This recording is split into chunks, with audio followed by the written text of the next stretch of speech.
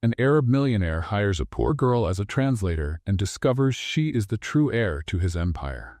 Before we dive into the story, leave a comment and tell us which city you're watching from. Enjoy the story, everyone. Khalil al-Rashid had no patience for incompetence. At 35, he had turned his father's small oil business into a diverse international conglomerate based in New York. His angular face, neatly trimmed beard, and piercing brown eyes rarely showed any emotion other than calculated determination. "You're fired," he said calmly to the Arabic translator, a middle-aged man who had incorrectly translated a crucial clause in a $50 million contract. "Gather your things and leave in 15 minutes.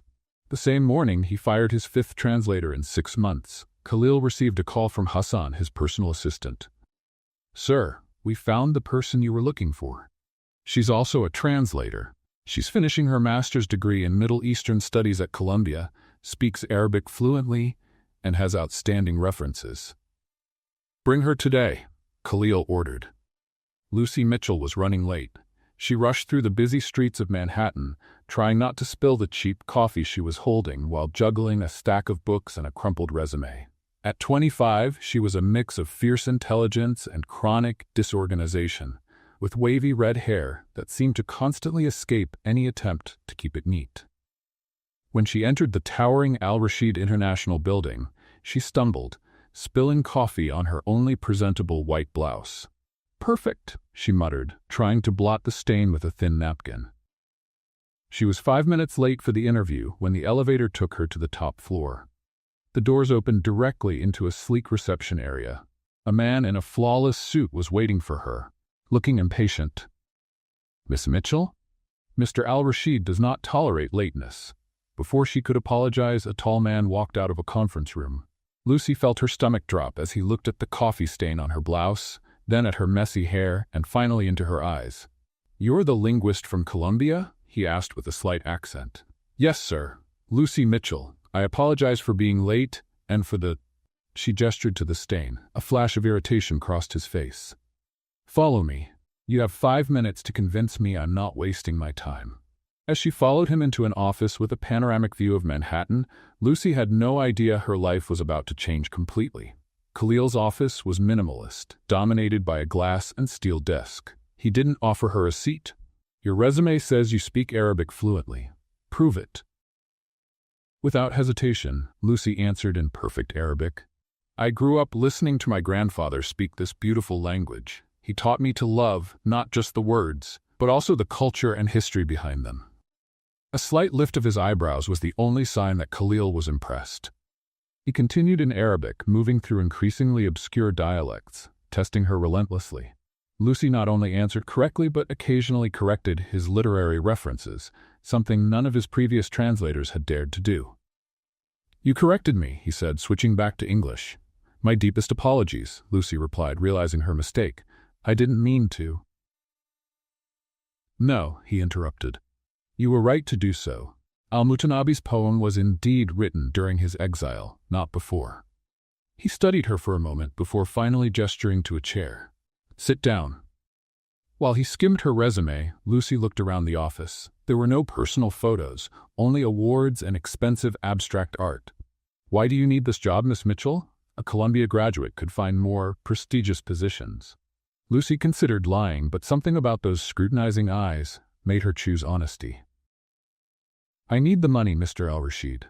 I have significant student debt, a tiny apartment with outrageous rent, and a master's thesis to finish. Your job posting offered a salary that would solve a lot of my problems."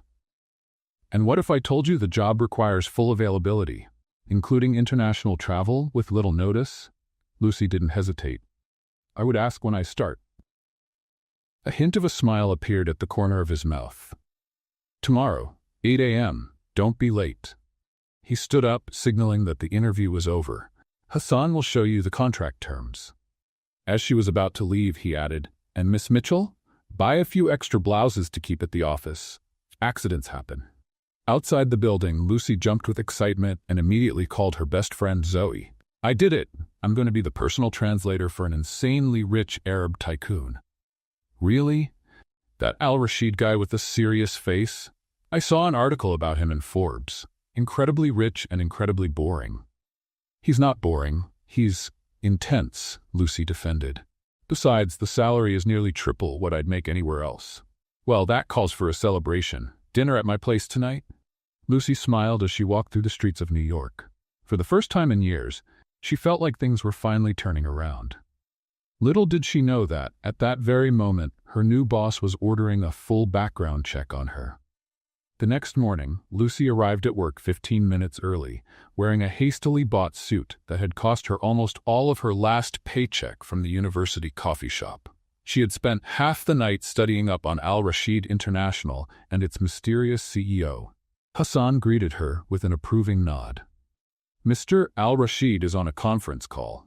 Let me show you to your workspace. Her workspace turned out to be a full office right next to Khalil's with a view of Central Park. A sleek desk with a top-of-the-line computer, a small library of dictionaries and language manuals, and even a comfy couch. "This is mine?" Lucy asked in disbelief. "Mr. Al-Rashid believes that the right environment leads to the right results," Hassan said, handing her a new smartphone. "This is your company phone. Mr. Al-Rashid may contact you at any time." "Any time?" "He rarely sleeps," Hassan said with a knowing smile. "Oh, and this is yours too." He handed her a corporate credit card for work-related expenses, including building a proper wardrobe. Lucy stared at the black no-limit card. This seems dangerously tempting. Mr. Al-Rashid values discretion and professionalism above all. It would be wise to reflect that in your choices. The door to the main office opened, and Khalil stepped out, speaking rapidly in Arabic on his phone. He paused when he saw Lucy, giving her a brief nod before returning to his call.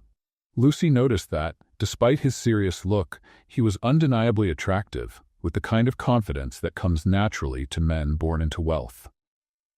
"Miss Mitchell," Khalil called out after hanging up. "Come with me. We have a meeting with Saudi investors in 20 minutes. "Now?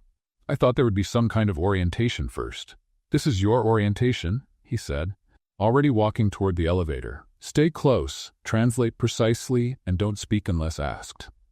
In the elevator, he studied her critically. "Your suit looks much better than the stained blouse from yesterday." "Thank you, I guess." It wasn't a compliment, just an observation. He checked his luxury watch. First lesson: in international business, appearance is just as important as substance. "With all due respect, Mr. Al-Rashid, I was hired for my language skills, not my fashion sense." He looked at her, seeming briefly surprised by her directness. "Interesting. My previous translators never questioned me." "And where are they now?" Lucy asked, raising an eyebrow. A hint of a smile appeared. "Excellent point." The meeting was intense. The Saudi investors were traditionalists and at first seemed uncomfortable with Lucy's presence. Sensing this, Khalil introduced her with a level of respect that surprised her. "Miss Mitchell is a respected academic from Columbia, fluent in 7 Arabic dialects and a specialist in classical Middle Eastern literature." Lucy had to work hard not to look shocked by the exaggeration. For 2 hours, she translated complex negotiations with perfect accuracy. When one of the investors made a demeaning comment about women in business in Arabic, assuming she wouldn't understand the regional dialect, Lucy translated it word for word. Keeping a neutral expression, Khalil responded with a sharp remark that made the Saudi man pale and apologize. On the way back to the office, Lucy braced herself for a scolding for possibly upsetting the deal, but Khalil actually seemed almost pleased. "You have a photographic memory," he noted. "Excuse me?" "You translated every number, every technical term perfectly, without notes." Lucy shrugged. "I've always had a knack for languages and numbers." He stared out the car window for a moment.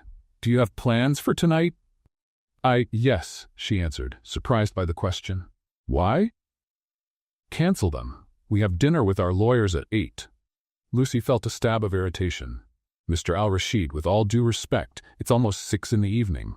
I have personal commitments, which are now secondary to your professional obligations," he said without emotion. "The contract you signed requires full availability." Lucy bit her tongue, reminding herself how badly she needed this job. "Understood," she said. When they arrived at the office, she called Zoe to cancel their study plans. "This is ridiculous," she complained over the phone. "He expects me to completely give up my personal life." "Well, at least he's good-looking, right?" Zoe teased. "That's irrelevant," Lucy answered quickly. maybe too quickly. Oh, so he is good-looking. Interesting. Stop it, he's my boss, extremely demanding, and probably some emotionless robot programmed to talk only about business. Just then, Lucy looked up and saw Khalil standing in the doorway, his face unreadable. I have to go, she whispered, wondering how much he had heard. The lawyers arrived early, he said, showing no sign he had overheard anything. Let's go. During dinner, Lucy noticed how Khalil subtly changed. With the lawyers, he displayed a polished charm that he never directed toward her. From time to time, she caught him watching her, as if assessing her performance. By the third glass of expensive wine, Lucy felt herself relax a little.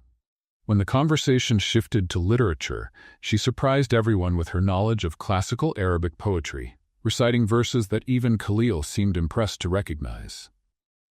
Where did you learn that? He asked during a break, while the lawyers were deep in discussion. My grandfather was a professor of comparative literature, she said. He taught me Arabic when I was a child. Your last name doesn't sound Arabic. It's not. My maternal grandfather was Lebanese. Mitchell comes from my father's side. Khalil nodded, seeming to file that information away. Interesting. You're full of surprises, Miss Mitchell.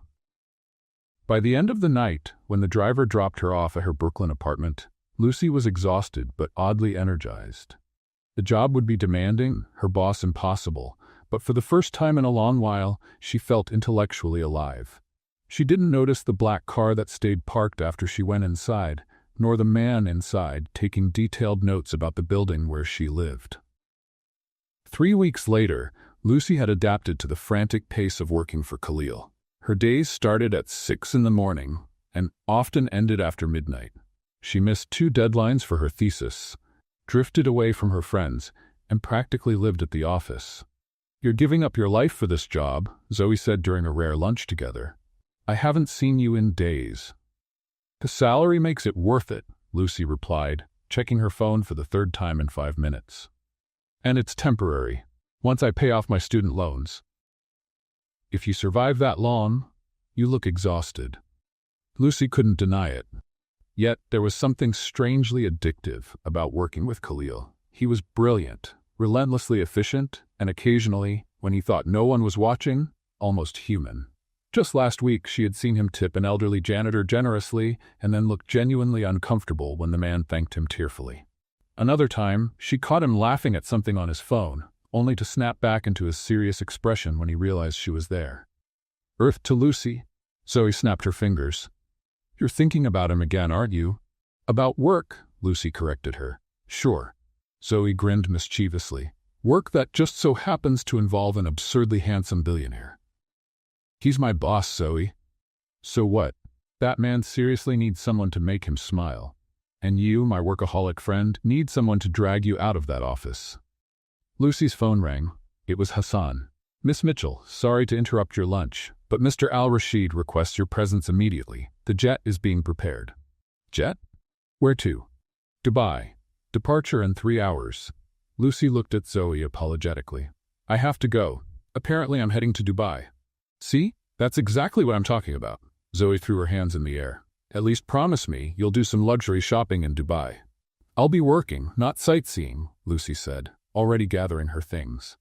2 hours later, she was on her way to the airport with a hastily packed small suitcase, trying to calm her nerves. She had never flown on a private jet before, let alone traveled internationally on such short notice. Khalil was already on board when she arrived, dressed in a flawless suit despite the 14-hour flight ahead.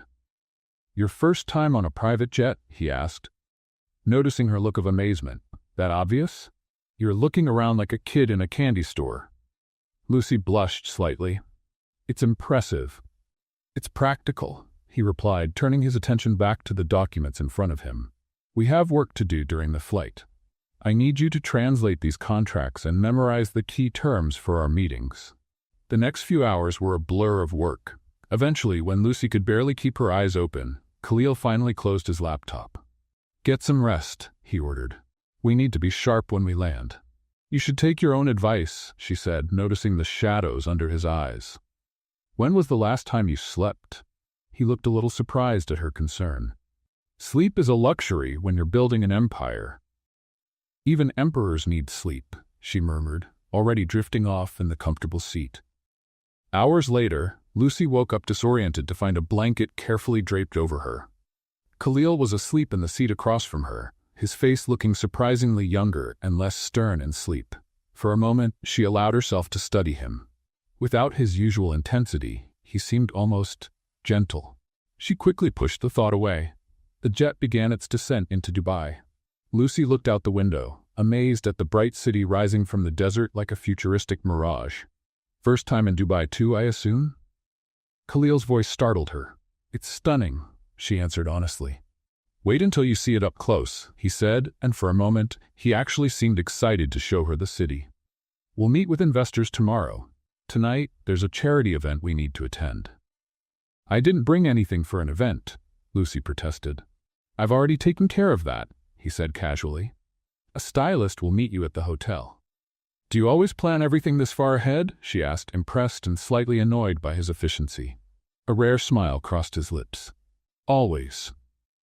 What Lucy didn't know was that her past was about to crash into her present, in a way that even Khalil al-Rashid, with all his careful planning, couldn't have predicted.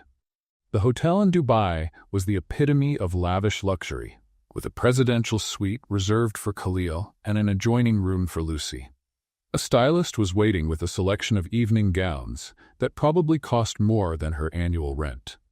Mr. al-Rashid specifically requested these options, the stylist explained, showing dresses in shades of green and blue. He mentioned they would match your eyes. Lucy felt a strange warmth rise to her cheeks. He had noticed the color of her eyes. She chose a more conservative emerald green dress, though it was still stunning. When she finally looked at herself in the mirror, after her professional hair and makeup, she hardly recognized the sophisticated woman staring back. Khalil was waiting in the lobby, speaking quickly into his phone in Arabic. When he turned and saw her, he paused mid-sentence, his eyes briefly widening before he pulled himself together. I'll call you back, he said into the phone before hanging up. Miss Mitchell, you look appropriate for the event. Lucy laughed. That's probably the most anticlimactic compliment I've ever received. A slight blush touched his face, something she had never seen before. I meant you look stunning, he corrected himself, seeming just as surprised by his own words. In the car on the way to the event, Khalil explained the importance of the charity gala. Many of the investors we're meeting tomorrow will be there. Tonight is as much social as it is strategic. And what exactly is my role? Just translation? Tonight, you're my companion, he said, looking out the window. Your companion? She repeated, raising her eyebrows. In Middle Eastern business culture, showing up alone at social events can be seen as a sign of weakness or instability. So I'm just a prop, Lucy said, irritated. Khalil turned to face her. You're a talented academic who speaks fluent Arabic and understands cultural nuances. That hardly makes you a prop. The event was dazzling, held in a converted palace overlooking the Persian Gulf. Lucy felt nervous, but Khalil's confident presence beside her was oddly reassuring. He introduced her to businessmen and politicians with a level of respect that surprised her again. Miss Mitchell is my language and cultural consultant. Her academic work on modern Arabic literature is groundbreaking. After several introductions, she whispered, You really need to stop exaggerating my credentials. I haven't even finished my master's yet. I'm not exaggerating, he replied. I read your preliminary thesis. Hassan got it from your advisor. Lucy stopped in her tracks. You what? That's a violation of privacy. It's due diligence. I only hire the best. He took a glass of champagne from a passing waiter and offered it to her. Your work on how modern Arabic poetry reflects political change is genuinely impressive. Before Lucy could fully process the fact that her boss had apparently done deep research into her academic work, they were interrupted by an older man with a warm smile. Khalil, my boy. The man hugged Khalil warmly, something Lucy never would have imagined anyone doing. Uncle Farid, Khalil responded, true affection in his voice. I didn't know you'd be here tonight. I always support a good cause, Farid said before turning his attention to Lucy. And who is this charming young lady? Lucy Mitchell, my translator and cultural consultant, Khalil introduced. Lucy, this is Farid al-Zahawi, my mentor and an uncle by affection. The older man's eyes widened slightly when he heard her name, but he quickly recovered. Mitchell? A pleasure to meet you, my dear. As they spoke, Lucy noticed Farid studying her carefully, as if trying to solve a puzzle. He asked her questions about her family, especially her grandfather, which she answered politely but with growing confusion. Later, after Khalil was pulled into a conversation with some investors, Farid approached her again. "Tell me, young Lucy, was your maternal grandfather named Ibrahim?" Lucy was surprised.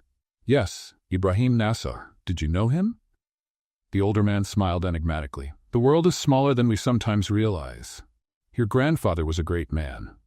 Before she could ask more, Farid was called away by other guests, leaving Lucy intrigued.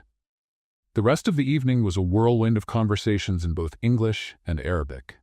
Lucy watched Khalil navigate the event with a grace he never showed at the office. Here, he smiled more easily, laughed at jokes, and sometimes, when he thought no one was watching, his gaze drifted toward her. Around midnight, Lucy was exhausted. She found Khalil alone on a secluded balcony, looking out at the sparkling city. "Can we leave soon?" she asked. "I'm practically falling asleep standing up." He turned to her, studying her under the soft light. For a moment, his expression seemed almost vulnerable. "Just a few more minutes. There's something I want to show you." He led her to a private rooftop garden, revealing a panoramic view of Dubai. "It's breathtaking," Lucy murmured. "I've been coming to Dubai for 20 years, and I never get tired of this view." He said quietly, "The impossible made real through vision and determination." Lucy studied his profile. "Can I ask you something personal?" He hesitated, then nodded. "Why do you work so hard? You already have more money than you could spend in several lifetimes." Khalil was silent for so long that she thought he might not answer. "My father built something from nothing," he said finally. "When he died, I promised to turn his legacy into something that would last for generations. And that requires giving up any semblance of a personal life?" A sad smile crossed his face. "Some sacrifices are necessary for extraordinary achievements. And is it worth it?" His eyes met hers. "That's a question I've been asking myself lately." The moment was broken when Hassan appeared discreetly. "Sir, your scheduled call with New York is in 5 minutes." In the car back to the hotel, Lucy sat in thoughtful silence. Something between them had shifted that night, a subtle barrier falling away. When they arrived, Khalil walked her to her room door. "Get some rest. Tomorrow will be intense." "Thank you for tonight," she said. It was unexpectedly nice. A brief smile lit his face. "Good night, Lucy." It was the first time he had used her first name, and the sound of it sent an unexpected shiver down her spine. As she got ready for bed, Lucy couldn't stop thinking about the strange meeting with Farid and how he seemed to know her grandfather. It had to be a coincidence. It had to be. What she didn't know was that, in the room next door, Khalil was on the phone with Farid, deeply engaged in a conversation about Lucy Mitchell's past and a secret that had been buried for decades. The next day's meetings were a test of endurance. 8 straight hours of intense negotiations with investors, with Lucy translating non-stop between English and 3 different Arabic dialects. Khalil was in his element, commanding the room with quiet authority. At the end of the day, when they finally returned to the hotel, Lucy was mentally and physically exhausted. Her head was pounding from the effort of staying focused for so long. "You were outstanding today," Khalil said, surprising her as they stepped into the elevator. "Thank you," she replied, rubbing her temples. "But I think my brain is officially fried." "Headache?" She nodded. Khalil pressed the button for her floor, then, surprisingly, also pressed the button for the penthouse. "Where are we going?" she asked. "You need fresh air and some quiet," he answered simply. The penthouse had a private infinity pool overlooking the city. The sun was setting, bathing everything in a golden glow. There was no one else around. "How did you?" Lucy started to ask. "I reserved it for private use," Khalil explained, loosening his tie. "Sit down." He guided her to a luxurious lounge chair and, to her surprise, placed his fingers on her temples, applying gentle circular pressure. "What are you doing?" she asked, tense. "A pain relief technique I learned from my mother," he said, continuing the movements. She was a doctor. Slowly, Lucy began to relax under his touch. "You never talk about your family. There's rarely an opportunity for personal conversations at work." "And this isn't work?" He paused, his fingers still on her temples. I suppose it isn't. For a few minutes, they stayed in a comfortable silence while he continued the massage. Lucy's headache started to ease. My mother died when I was 12, Khalil said suddenly. Cancer. My father was devastated but threw himself into work. I guess I learned that from him. Lucy opened her eyes, surprised by the personal revelation. I'm sorry. He shrugged, trying to seem indifferent, but Lucy caught the vulnerability behind the gesture. It was a long time ago. Still, losing someone we love leaves its mark. Khalil pulled away, slipping back into his professional demeanor. Feeling better? Much, thank you. We'll have dinner in an hour. Uncle Farid will be joining us. Lucy sat up straighter. He seemed to know my grandfather. Isn't that a little strange? A brief flicker of something crossed Khalil's face. The international business world is small. Coincidences happen. But something in his tone suggested it wasn't just coincidence. Dinner took place at an exclusive restaurant on top of a skyscraper. Farid was already waiting when they arrived, standing to hug Khalil and kiss Lucy's hands. My dear, the elderly man said warmly, I'm so happy you could join us. The conversation flowed easily, with Farid telling stories about young Khalil that made him seem surprisingly human. He was such a serious boy, Farid laughed. Always reading, always planning. When he was 10, he presented me with a full business plan to expand my little taxi fleet. And it was a good plan, Khalil defended himself with a rare smile. An excellent plan, that's why I used it, Farid agreed. The boy was born for business. He turned to Lucy. And you, my dear? What drew you to the world of languages and literature? My grandfather, she answered. He was a professor and taught me to love words. Ibrahim Nassar, Farid said thoughtfully. A remarkable man. Lucy leaned forward. You really knew him, didn't you? How? Farid glanced at Khalil, who subtly shook his head. The elderly man smiled evasively. Academic circles, many years ago. The answer didn't satisfy her, but before she could press further, Khalil skillfully changed the subject. After dinner, when Farid said goodbye, he held Lucy's hands for a long moment. You have his eyes, he said softly, the same eyes that see beyond appearances. On the way back to the hotel, Lucy was thoughtful. Your uncle is hiding something about my grandfather. Khalil kept his eyes on the passing scenery. Farid enjoys a bit of mystery. Don't take it too seriously. It's more than that, she insisted. The way he reacted to my name, the specific questions, he knew my grandfather well. Khalil didn't respond, but Lucy noticed his jaw tightening. When they arrived at the hotel, he walked her to her room again. We're heading back to New York tomorrow, he said. The jet leaves at 10. Khalil, she called out as he turned to leave, the first time she had used his first name. Is there something you're not telling me? Let's have a little fun with those who only read the comments. Type pizza in the comments. Only those who read all the way here will understand. Now let's get back to the story. He stopped, his back to her, shoulders stiff under his perfectly tailored suit. For a moment it seemed like he might open up. Then the moment passed. Good night, Lucy, he said simply, before walking down the hall to his own suite.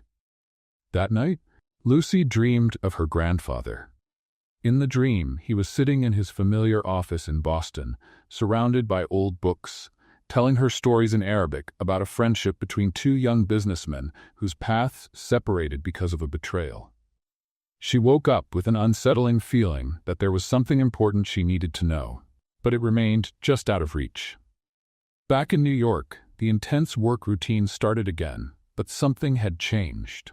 Khalil was more distant than before, avoiding being alone with Lucy whenever he could, and assigning tasks through San instead of speaking to her directly. After a week of this behavior, Lucy was frustrated. During a particularly difficult translation of some legal documents, she finally confronted him in his office. Did I do something wrong? She asked directly, closing the door behind her. Khalil looked surprised. No. Why do you ask? You've barely spoken to me since Dubai. If I said or did something wrong? It's nothing you did, he interrupted, running a hand through his hair in a rare sign of nervousness. I have. Personal matters to sort out. Does it have to do with my grandfather and your uncle Farid? The direct question clearly caught him off guard. Why do you think that? I'm not just a translator, Mr. Al-Rashid. I'm also good at reading people. Something changed after that dinner. Khalil stood up and walked to the window, looking out over the city. Some stories aren't mine to tell. If it's about my family, I have the right to know. He turned to face her, his expression full of inner conflict. I need more time. Please trust me when I say you'll know everything when the time is right. Lucy wanted to push further, but something in his face stopped her. All right, but don't avoid me. It's painful. Her admission seemed to hit him. I never meant to hurt you. You are? He hesitated, as if carefully choosing his words. A valuable colleague. Lucy laughed without humor. Valuable colleague. You really know how to make a girl feel special. A slight smile appeared on his lips. You know what I mean? Actually, I don't. Sometimes I feel like we're getting closer, that there's something more than just work between us, and then you put up that wall again. Khalil was silent for a long moment. I have a trip to Boston next week, he said finally. I'd like you to come with me. The sudden change of subject surprised her. Boston? Why? Business first, but also because there's someone there you should meet. Who? An old partner of your grandfather. Lucy's heart sped up. You've been looking into my grandfather? Looking into is a strong word. Let's just say I've been trying to better understand some historical connections. Lucy crossed her arms. That's incredibly intrusive, you know? Yes, he admitted with surprising honesty. But necessary. Will you come? How could I refuse such a charmingly mysterious offer? She replied sarcastically. The next morning, Lucy found an envelope on her desk. Inside was an old black and white photo of two young men smiling in front of a small office. She was shocked to recognize her grandfather as one of them. The other man looked remarkably like a younger version of Farid. On the back of the photo, written in Arabic, it said, Ibrahim and Farid, Nassar and Al-Zahawi Imports, 1958. There was no note, no explanation. When she looked for Khalil, Hassan told her he was in meetings outside the office all day. Lucy spent the next week caught between intense work and researching the mysterious connection between her grandfather and Khalil's family. Her efforts didn't lead to much. Her grandfather rarely spoke about his life before settling as a professor in Boston, and her mother only knew he had worked in imports before his academic career. On the night before the trip to Boston, Lucy was working late when Khalil appeared at her door. He looked tired, his sleeves rolled up and his tie loose, a rare sight for someone usually so polished. You should go home and get some rest, he said. We leave early tomorrow. Says the workaholic, she replied, organizing her notes. He walked into the office and sat down in the chair across from her desk. Thank you for the photo. You left it for me? He nodded. I found it in Farid's files. Why didn't you tell me about their connection? Because it's complicated. He rubbed his face. Lucy, there's a shared history between our families that I only recently discovered. It's delicate. Something in his expression alarmed her. Is it something bad? Did my grandfather do something wrong? No, he answered quickly. Ibrahim Nassar was an honorable man. It's more a matter of lost legacies. I promise it will all make sense in Boston. He stood up to leave but stopped at the door. Lucy? Yes? I'm sorry for being distant. It's not. He struggled for words, which was unusual for someone usually so well-spoken. It's not you. The truth is, the problem is how much I enjoy being around you. Before she could fully process this almost confession, he was gone, leaving her with even more questions than before. Boston in the fall was spectacular, with trees painting the landscapes in shades of red and gold. Khalil's jet landed on a crisp Thursday morning, the air carrying the first hint of winter. It's strange to be back, Lucy said as the car drove them from the airport. I spent my childhood visiting my grandfather here. Where did he live? Khalil asked, seeming genuinely interested. Cambridge, near Harvard. He had an old house full of books and Middle Eastern artifacts. She smiled at the memory. The smell of old books and cardamom tea. Khalil watched her with an expression she couldn't quite read. You loved him very much. He taught me everything I know about languages, about respecting different cultures. After my parents died in a car accident when I was 8, he was my safe harbor until he passed away 5 years ago. Khalil looked surprised. I didn't know about your parents. I'm sorry. Lucy shrugged, a gesture that didn't show the pain she still carried. It was a long time ago, as you would say. Still, losing someone you love leaves marks, he said, echoing his own words from Dubai. They shared a look of mutual understanding that said more than any conversation could. The car dropped them off at a luxury hotel in Beacon Hill. Khalil's business meeting was scheduled for the afternoon, leaving the morning free. "Would you like to visit some of the places from your childhood?" he asked during breakfast. The offer caught her off guard. "Really? I thought you'd be all business." "Even emperors take a break sometimes," he said, referencing her comment on the flight to Dubai. So they spent the morning as tourists. Lucy took him to Harvard Yard, where her grandfather used to teach, and then to a small Arabic bookstore where she spent hours browsing while he chatted with other scholars. To her surprise, Khalil seemed genuinely interested, asking questions about her memories and listening carefully to her stories. Away from the corporate world, he was almost charming. He laughed more easily, and the sharp intensity in his eyes softened into something warmer. At a small cafe she used to visit with her grandfather, Khalil ordered a traditional Arabic coffee. "Did your grandfather come here often?" he asked. "Every Sunday." Lucy smiled nostalgically. He knew the original owner, who was also a Lebanese immigrant. As if summoned by her words, an elderly man approached their table. "Excuse me, but I couldn't help overhearing. Are you Ibrahim's granddaughter?" Lucy looked up, surprised. "Yes, I'm Lucy." The man's face lit up. "Little Lucy, I can't believe it. The last time I saw you, you barely reached my waist." He turned to Khalil. "And you must be Farid's son. The resemblance is remarkable." Khalil looked just as surprised as Lucy. "No, sir. I'm Khalil al-Rashid. Farid is my uncle by affection." "Ah," the man nodded. "Al-Rashid, of course. Well, it's a pleasure to see descendants of great families together again." "Great families?" Lucy asked.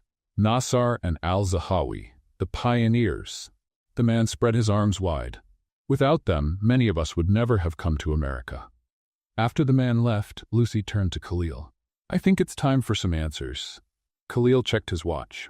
"Our meeting is in an hour. I promise everything will be explained." "No more mysteries, Khalil. I'm tired of riddles." "Just trust me a little longer," he said, his eyes pleading.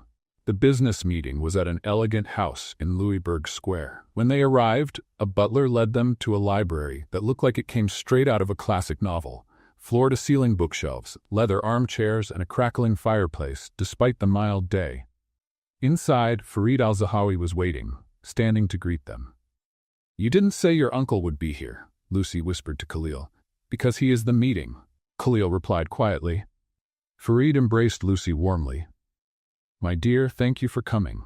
I know you must be confused, but I promise everything will make sense." He invited them to sit and then moved to a large painting over the fireplace. Lucy gasped when she recognized her grandfather, much younger, standing beside Farid. "This house," Farid began, "is where it all started. The original headquarters of Nasser and al-Zahawi Imports, founded in 1958 by two young immigrants, your grandfather and me." "My grandfather never mentioned a business," Lucy said, stunned. "For reasons you'll soon understand."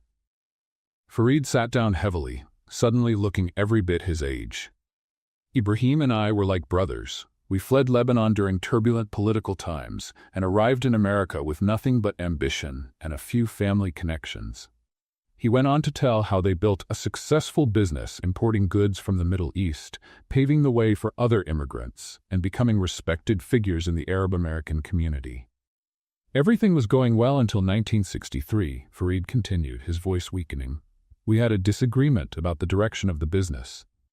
I wanted to expand into oil. Your grandfather wanted to stick to traditional imports. Words were exchanged. Accusations were made." "A business argument tore you apart?" Lucy asked, incredulous. "If only it had been just that," Farid sighed. "The real reason was more personal. I had fallen in love with Ibrahim's sister, your great-aunt Amira." Lucy frowned. "I don't have a great-aunt Amira. Because she died young, before you were born. A rare heart condition." Farid's eyes grew misty. "Ibrahim blamed me for the stress he believed worsened her illness. After she passed, our friendship couldn't be mended. He sold me his share of the business and moved into academia." "And what happened to the company?" Lucy asked. Farid looked over at Khalil. "Eventually, it came under the care of the al-Rashid family. Khalil's father married my niece and took over when I retired." Lucy turned to Khalil, starting to understand. So Al-Rashid International started as Nassar and Al-Zahawi Imports, Khalil confirmed. Half of the original business belonged to your grandfather. Lucy felt dizzy at the revelation. Why am I only learning this now? Your grandfather never told your family? Farid asked. Never. He rarely spoke about his life before academia. Farid nodded sadly. The pain must have been too deep. I spent decades trying to find him, hoping to reconcile, but he didn't want to be found.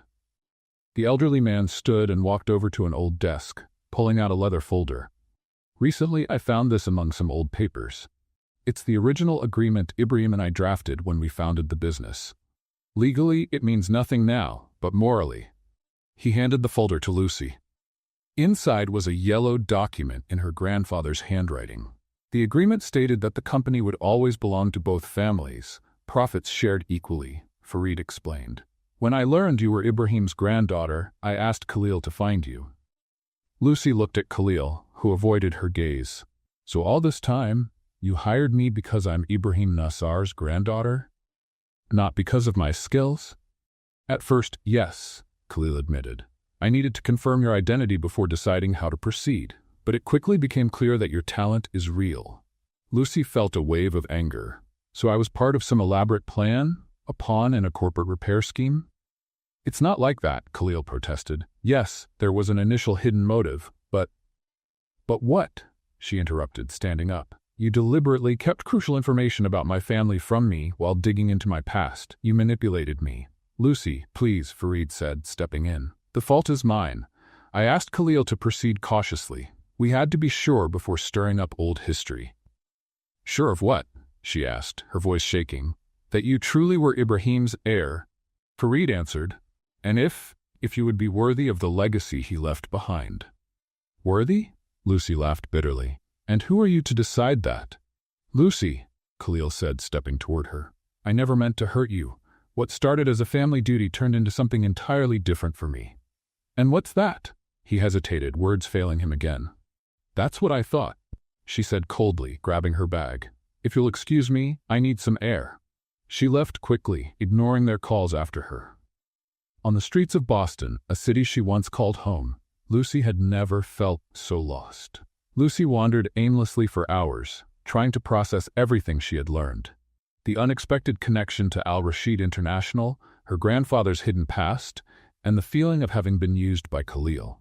Eventually, she found herself in Cambridge, standing in front of her grandfather's old house, now occupied by another family. She sat on a bench across the street, staring at the home where she had spent so many summers. I figured I might find you here. She didn't need to look to know it was Khalil. How did you find me? It wasn't hard to guess you'd seek out somewhere familiar. He sat beside her, keeping a respectful distance. Can I explain? What is there to explain? You hired me under false pretenses. Yes and no.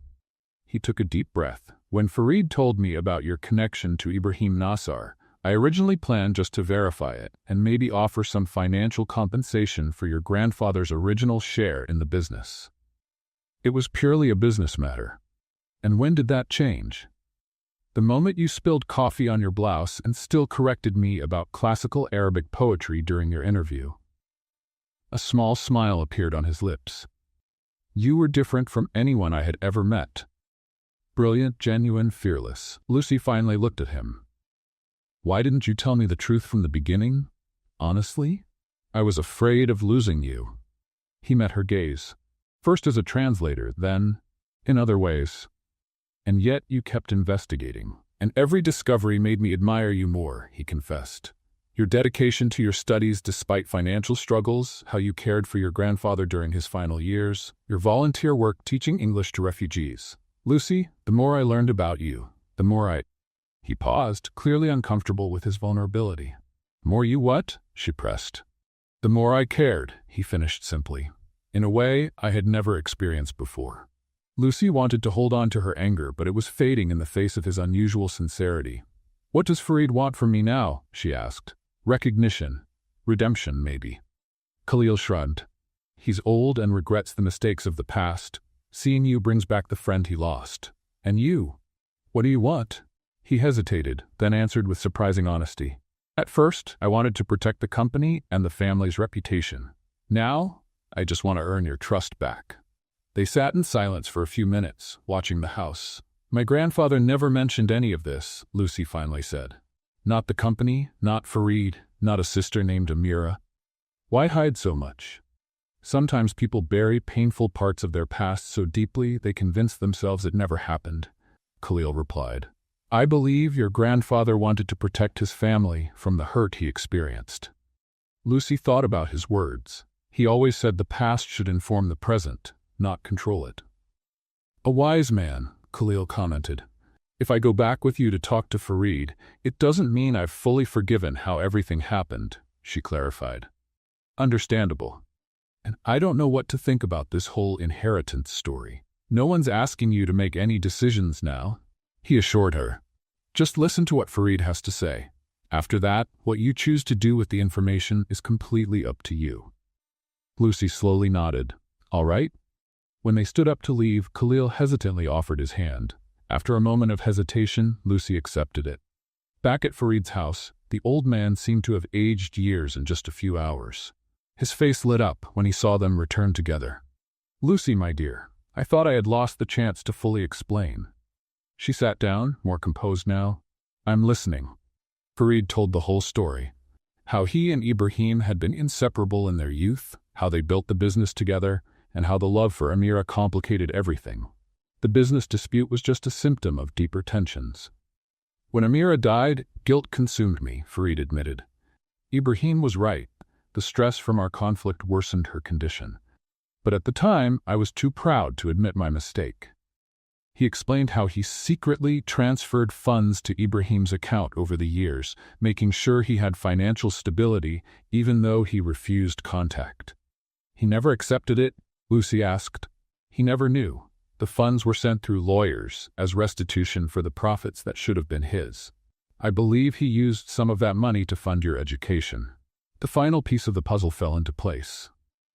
Lucy had always wondered how her modest grandfather could afford private school for her. Why reveal all of this now? Farid exchanged a look with Khalil. "I'm old, Lucy. I have no children. Recently, I made some changes in my affairs. I wanted to correct this historical wrong while I still can." "What kind of changes?" "I transferred 20% of my shares in Al Rashid International to your name." Lucy gasped. "What?" "It's about the share that would have grown from your grandfather's original stake if he had stayed with the company," Farid explained. "It's not charity. It's long overdue justice." "I can't accept this," Lucy protested. It's too much." "It's already done," Farid said gently. "The papers just need your signature to finalize." Lucy looked at Khalil. "Did you know about this?" "I found out yesterday," he replied. "It was Farid's decision. And you're okay with that?" she asked hesitantly. "The company is still thriving. Besides," a small smile appeared on his face, "now I'll have a professional reason to keep you close." Lucy didn't know whether to laugh or cry. The revelation was overwhelming. "I need some time to process all of this." "Of course, my dear," Farid agreed. "Take all the time you need." When they left the house, it was already nighttime. Khalil walked with her silently back to the hotel. At her room door, he stopped. "Lucy, no matter what you decide about the shares or your future with the company, I hope we can find a way forward. Together." She studied his face, seeing genuine vulnerability where there had once been only relentless confidence. "I don't know what to say, Khalil." "Don't say anything now," he replied. "Just think about it." For the first time since she had met him, he seemed completely unsure, almost fragile. On impulse, Lucy stepped forward and kissed his cheek. "Good night, Khalil." A surprising blush colored his usually composed face. "Good night, Lucy." In her room, Lucy lay awake for hours, thinking about how her life had completely changed in a single day. She was upset at being manipulated, touched by Farid's story of reconciliation, and completely confused about her feelings for Khalil. When she finally fell asleep, she dreamed of her grandfather again, this time smiling and nodding as if approving a path she still couldn't clearly see. A month had passed since the revelation in Boston. Lucy had returned to New York with more questions than answers, keeping a professional distance from Khalil while she processed everything she had learned. She threw herself into research about her grandfather, digging through old boxes of documents she had kept after his death. In a yellowed envelope at the bottom of a box, she found something revealing. An old photo similar to the one Khalil had shown her, but in this one, Ibrahim and Farid were joined by a young, beautiful woman. On the back, written in faded Arabic, it read, "Farid, Ibrahim, and Amira, our first office, 1959. So it was true, Lucy murmured to herself. That same week, she requested a 2-week leave from work, sending the request by email instead of speaking to Khalil in person. The reply came from Hassan, approving her request without any questions.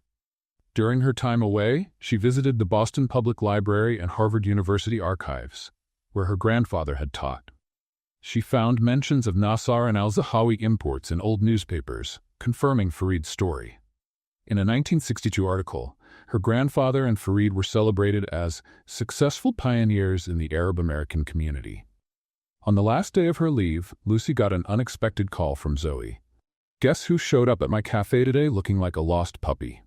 "I have no idea," Lucy replied, though she had a pretty good guess. "Your millionaire boss," Zoe continued.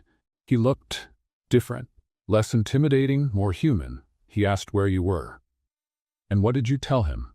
"I said you were doing what you always do when you're confused, researching like an obsessed scholar." Lucy sighed.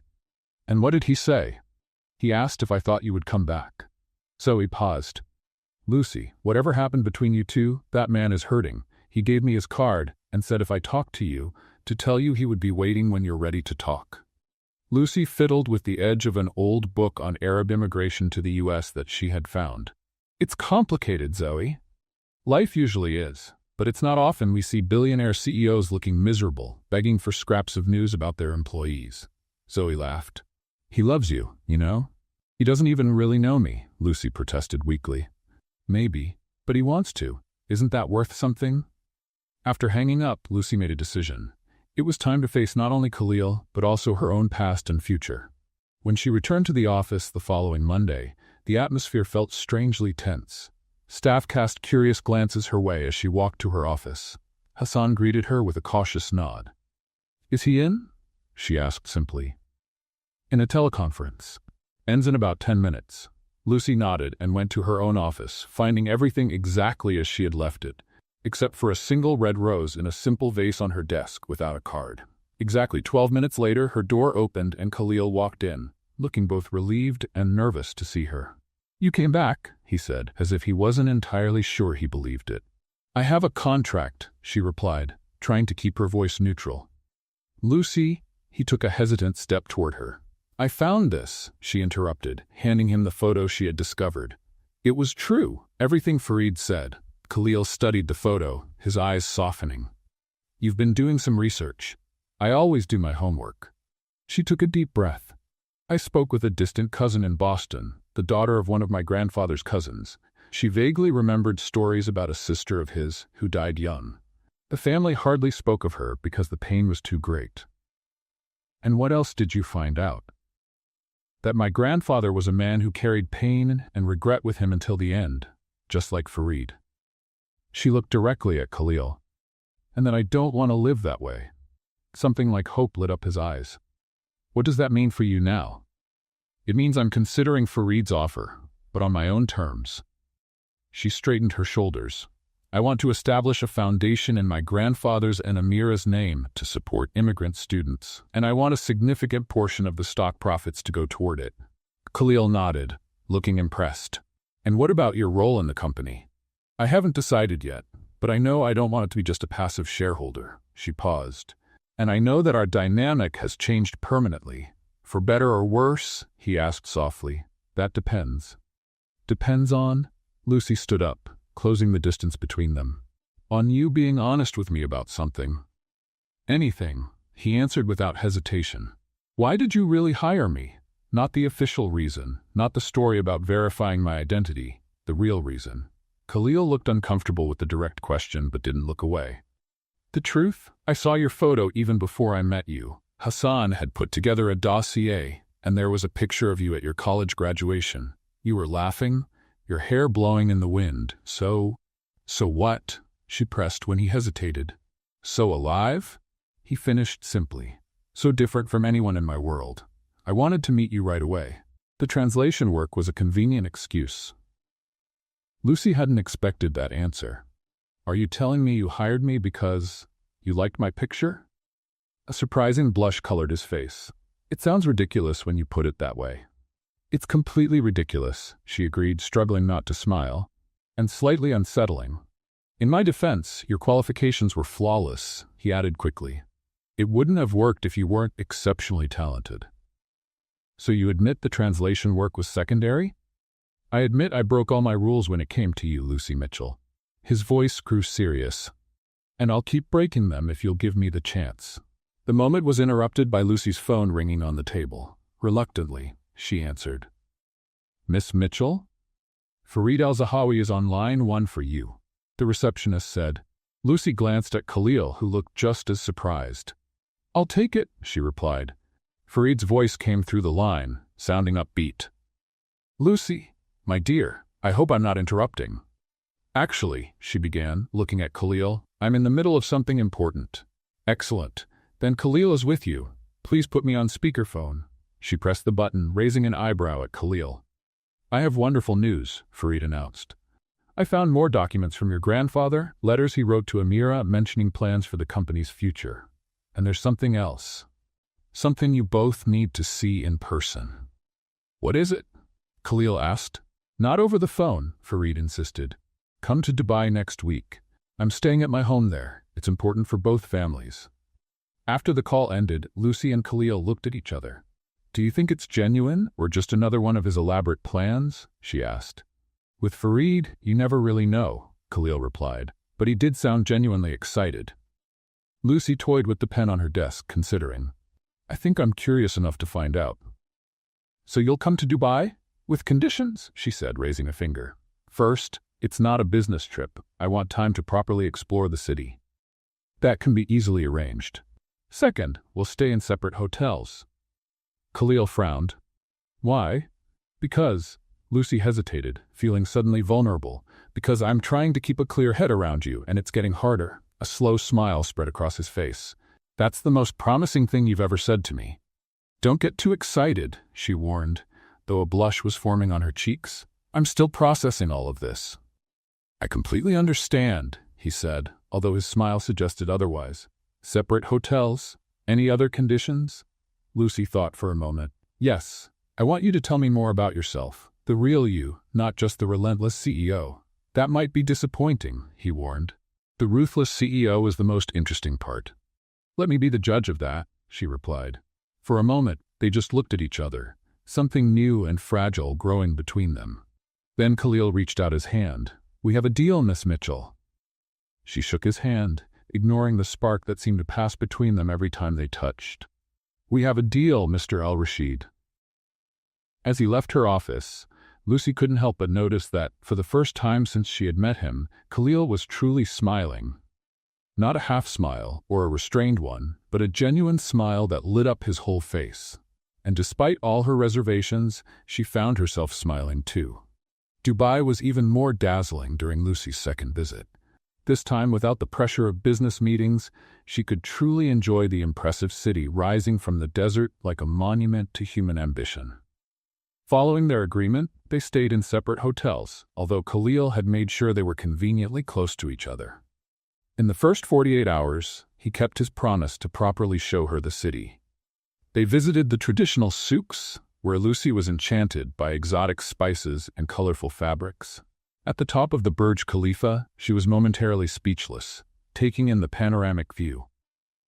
It feels like we're floating above the world, she said in awe. Khalil wasn't watching the view but her expression of wonder. I come here often for business and rarely take a moment to actually appreciate it. That sounds like a metaphor for your whole life, she teased. To her surprise, he didn't argue. You're probably right. During a boat ride along the creek, Lucy noticed how much more relaxed Khalil seemed away from the corporate environment. He had traded his sharp suits for khaki pants and button-down shirts with rolled-up sleeves, revealing surprisingly tanned forearms. Do you really speak 7 languages? She asked unexpectedly, remembering how he had introduced her to the Saudi investors. He looked a little embarrassed. 5 fluently, 2 at a basic level. I might have exaggerated a little. Khalil Al-Rashid exaggerating? I'm shocked, she laughed. I wanted to impress the investors, he defended himself. And you? You didn't need to exaggerate to impress me, she admitted softly. That night, they had dinner at a seaside restaurant where the conversation flowed more easily than ever. Lucy learned that he had a younger sister studying in Europe, that he secretly enjoyed science fiction novels, and that despite his wealth, he felt uncomfortable with displays of luxury. My father was the same way, he explained. He believed true wealth was about building something lasting, not showing it off. He sounds like he was a wise man. He was. Khalil looked down at his glass of water, momentarily lost in memory. I think he would have liked you. Why? Because you're not impressed by money or power, he said, meeting her eyes. You see beyond that. Lucy felt herself blush under his intense gaze. Maybe I just see the man behind the CEO. A comfortable silence settled between them, full of unspoken possibilities. The next day, they visited Farid's mansion on the outskirts of the city. The elderly man welcomed them warmly, although Lucy noticed he looked frailer than he had in Boston. Finally, he exclaimed, leading them into a spacious living room overlooking a lush garden, a miracle in the middle of the desert. I've been eagerly waiting to show you what I found. He presented an old wooden box decorated with intricate carvings. I discovered this in the house I kept in Beirut. It was hidden in a secret compartment of a desk that belonged to your grandfather, Lucy. When he opened the box, he revealed a collection of yellowed papers, letters, documents, and journals, all written in meticulous Arabic.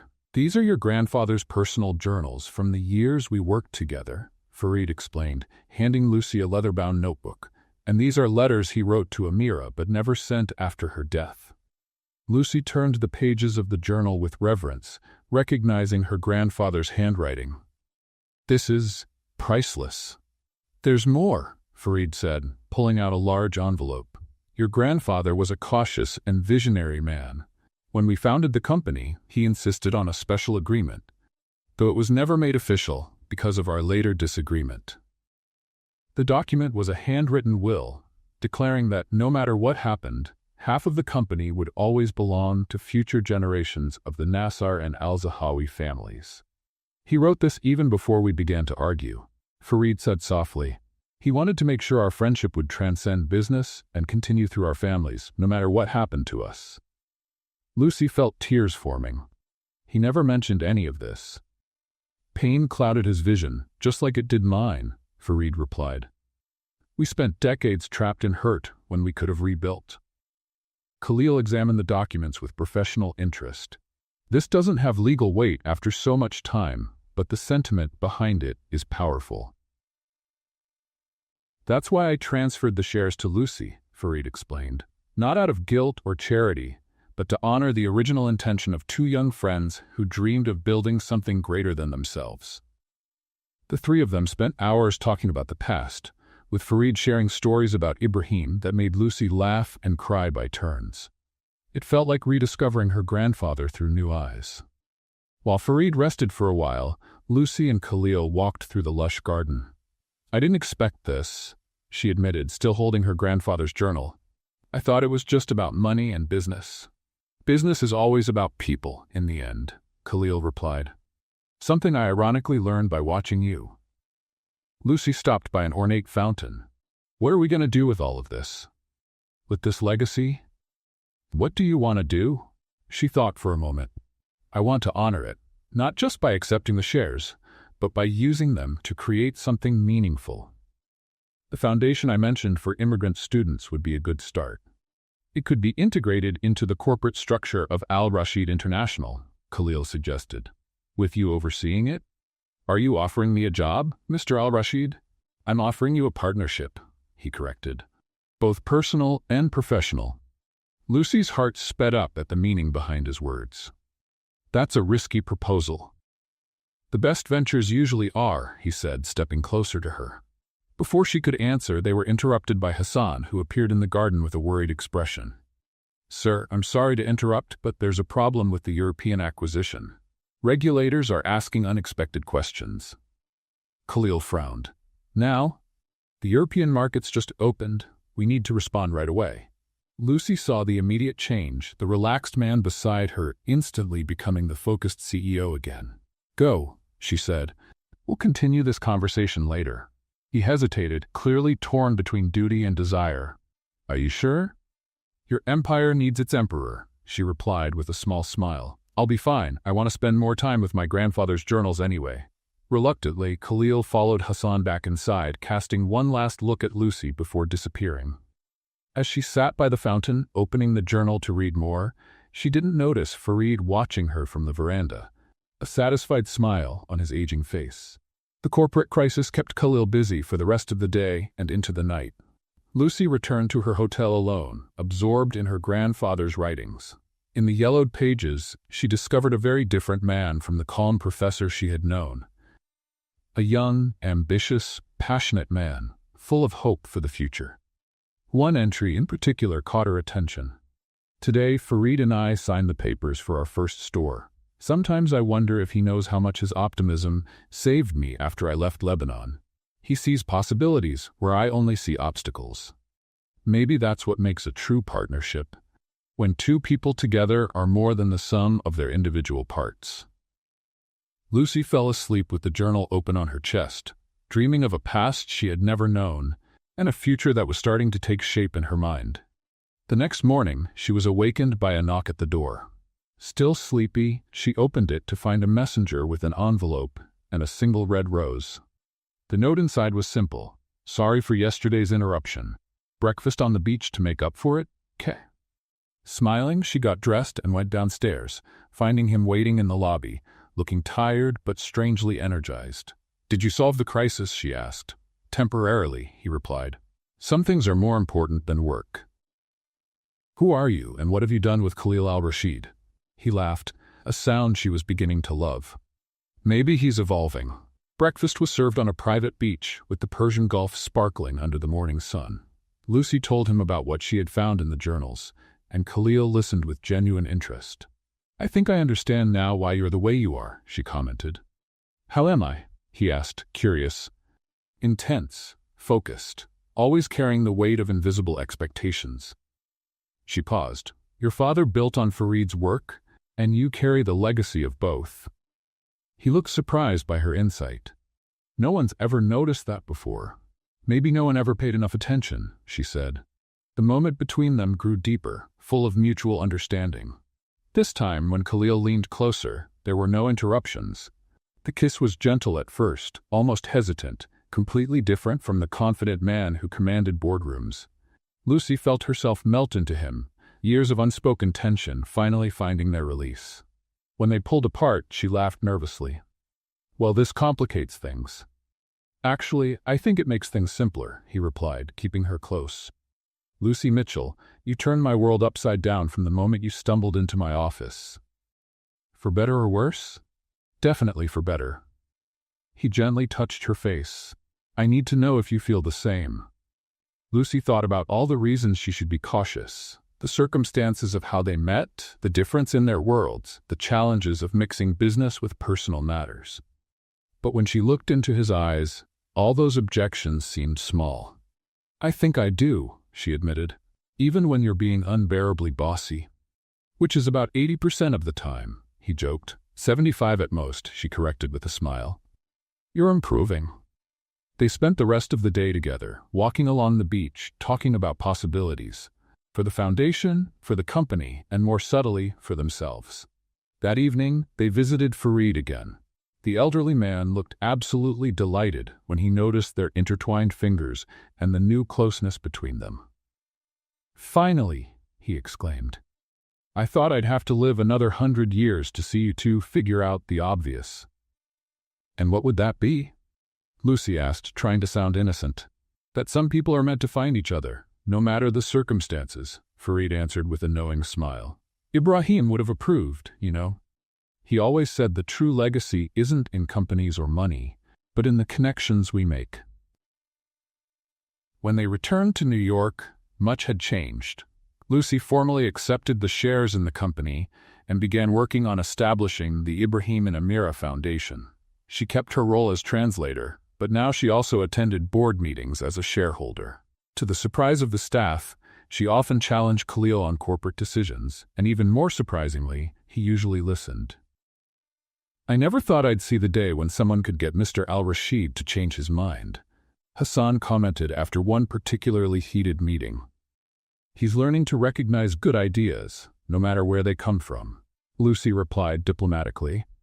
"He's learning a lot more than that," Hassan murmured with a knowing smile. Their relationship evolved day by day, navigating the tricky balance of being colleagues and a couple. There were heated arguments and even more intense reconciliations, moments of doubt and moments of crystal-clear certainty. Let's have a little fun for those who only read the comments. Type Coca-Cola in the comments. Only those who made it this far will understand. Now let's get back to the story. One spring evening, 6 months after their return from Dubai, Khalil took Lucy to dinner at the small Arab cafe where they had first met in Boston during that revealing visit. "Why here?" she asked, curious about the nostalgic choice. "I thought it would be fitting," he answered mysteriously. The elderly owner recognized them immediately and led them to a private table in the back. To Lucy's surprise, Farid was waiting, looking frail but radiant. "So good to see you both, my dears," he said, hugging them warmly. "Did you know about this?" Lucy asked Khalil. "Some surprises are necessary in life," he replied enigmatically. During dinner, Farid handed Lucy a small old box. "I found this among your grandfather's belongings that I kept, and I think he would want you to have it now." Inside was a delicate ring with an emerald surrounded by tiny diamonds. Lucy gasped as she recognized it from old photos of her grandmother. "This was my grandmother's engagement ring," she said, touched. "Ibrahim gave it to her after founding the company with us," Farid explained. "His first true act of success," he used to say. When she looked up, Khalil was no longer in his seat. To her shock, she found him kneeling beside her, his usually confident eyes now filled with vulnerability. "Lucy Mitchell," he began, his voice softer than she had ever heard, "when you walked into my life, you brought with you a kind of chaos I never knew I needed." "An interesting compliment," she said, her heart racing. "It's the truth." He smiled. "You challenge me, frustrate me, and make me want to be better than I am. More importantly, you make me want more from life than just work and duty." He gently took the ring out of the box. "I'm not asking because of our shared past or any obligation to our families. I'm asking because I can't imagine my future without you in it." Lucy felt tears welling up. "Lucy, would you give me the extraordinary honor of marrying me?" Time seemed to freeze as she looked at the man kneeling before her, no longer the intimidating CEO or the heir to an empire, but simply Khalil, the man she had come to love deeply. "On one condition," she finally replied. "Anything," he promised without hesitation. "Real vacations, at least 2 weeks a year, no phones, no laptops, no emergency meetings."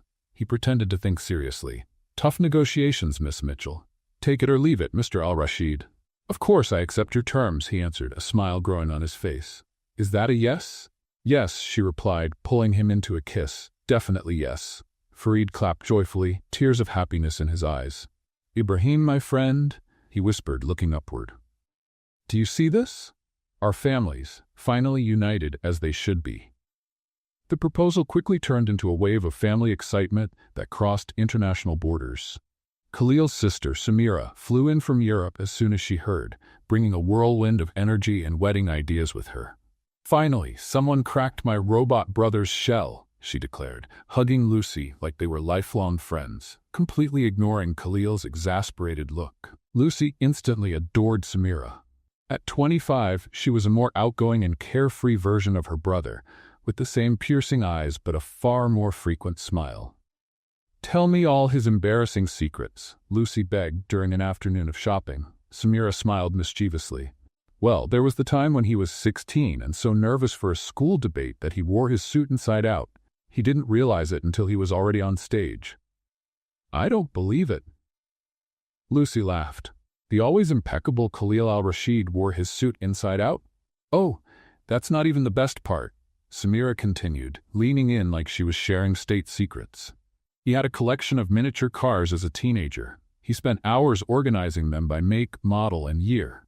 He was absolutely obsessed."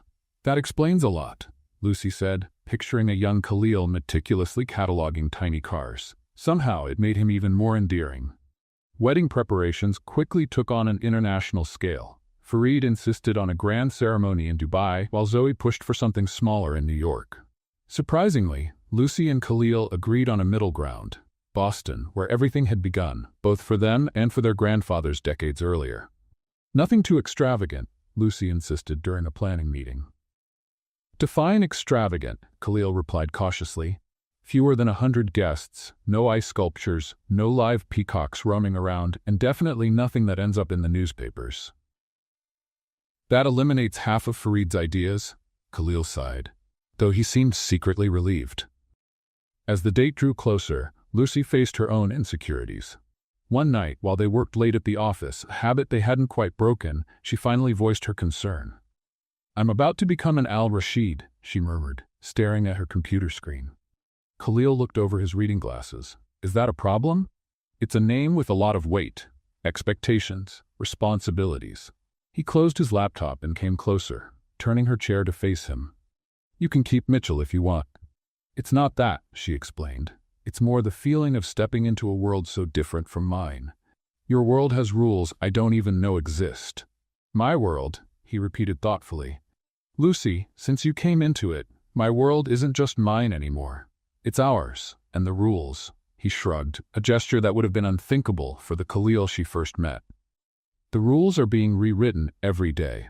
He took her hands. "You've transformed Al-Rashid International in 6 months. The social programs you started, the new foundation, even the way we treat smaller vendors, all of that has your mark, and it's better because of you." Lucy felt her heart settle. "You really believe that?" "I believe that Ibrahim and my father would both be proud of what we're building together."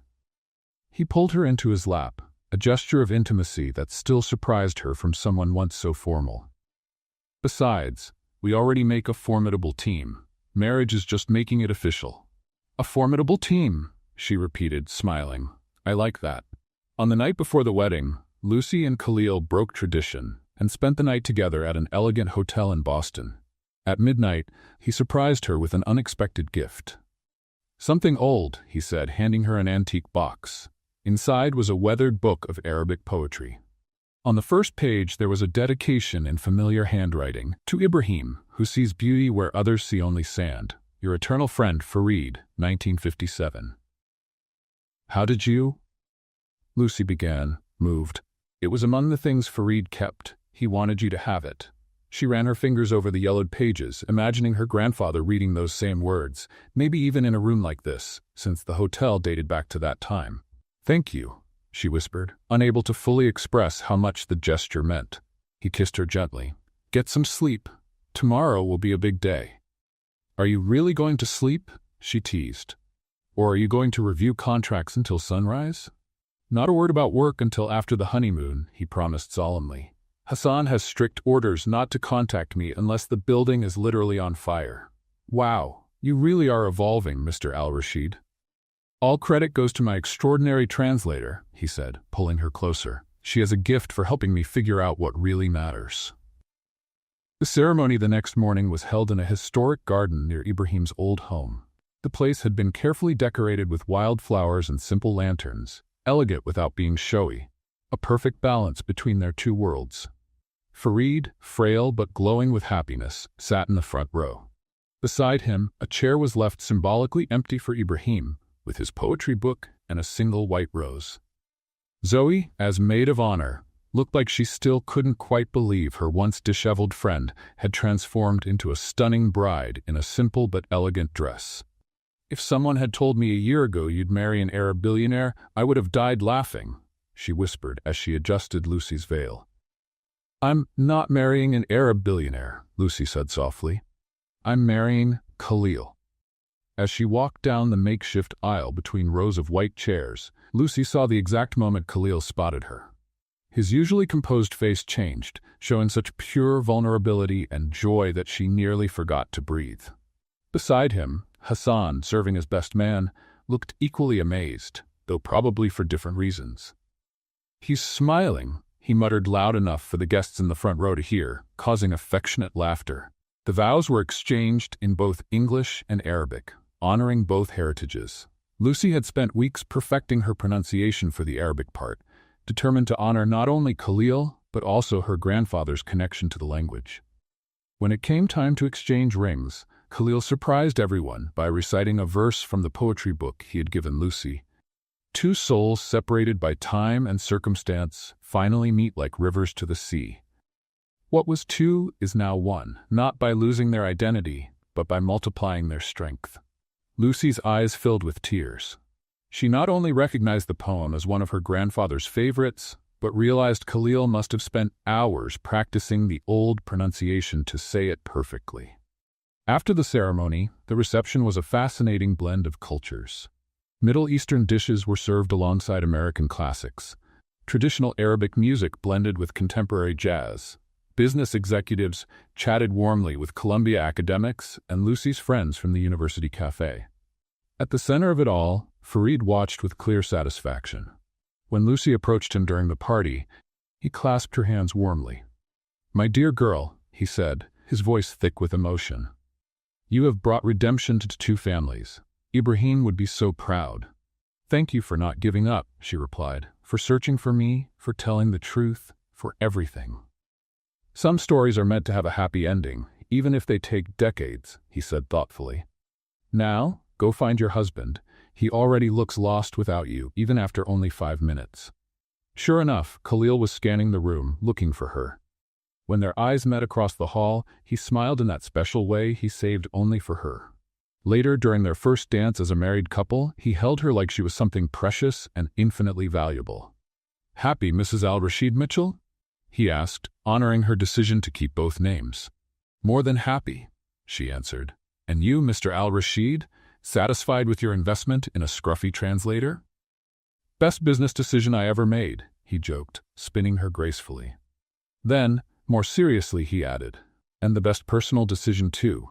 You changed everything, Lucy. For the better, I hope. For infinitely better." He pulled her closer, whispering in her ear, "I think our grandfathers would be proud of what we built on top of their foundations." Lucy thought about the long and strange journey that had brought them here.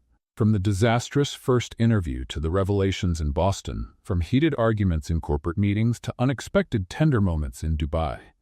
From what could have been a disaster, something beautiful and lasting had grown. "You know what else my grandfather wrote in that journal Farid found?" she asked. "What?" "True legacy isn't in companies or money, but in the connections we make. Everything else is just sand meant to be carried away by the wind." Khalil reflected on that. "Your grandfather was a wise man." "And here we are," Lucy continued, resting her head on his shoulder as they danced. "The most unlikely connection of all." "Unlikely, maybe," he agreed. "But somehow, also inevitable." The party went on late into the night, with Zoe eventually dragging the bride onto the dance floor while Samira managed to convince her normally serious brother to join a traditional Arabic dance, much to the guests' delight. Later, when they escaped to the bridal suite, exhausted but incredibly happy, Lucy found another surprise waiting for her. On the bed were 2 plane tickets and an itinerary. "A whole month?" she asked, shocked to see the length of the planned honeymoon. "You're really going to stay away from the office for an entire month?" "A promise is a promise," he replied solemnly. "No phones, no laptops, no emergency meetings. Hassan will probably have a nervous breakdown." "Hassan will be just fine. In fact, I think he's secretly relieved to have a month without me micromanaging everything." Lucy looked over the itinerary, which included Greece, Italy, and finally Lebanon, the homeland of Ibrahim and Farid. "This is perfect." "I thought we might want to see where it all began," Khalil explained.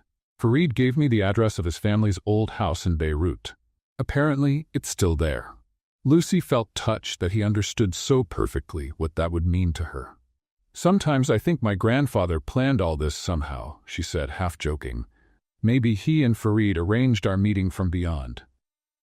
"If they did, I'll always be grateful to them," Khalil answered, pulling her into his arms. "Although I prefer to believe we found our own way to each other." "The flawless Mr. Al-Rashid, a secret romantic," she teased, wrapping her arms around his neck. "Who would have guessed?" "Only you," he answered softly. "Always only you." As they kissed, Lucy thought about all the unlikely circumstances that had brought them together. A spilled coffee, a translator's job, a long-lost family story. Small moments that, together, had created something extraordinary. The millionaire from Arabia and the poor student who became his translator had found much more than they ever expected. They found a shared legacy, a renewed purpose, and most importantly, they found each other.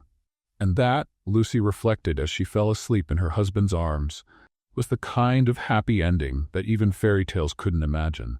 What did you think of Khalil and Lucy's story? Share your thoughts in the comments. Rate this story from 0 to 10. What's your score?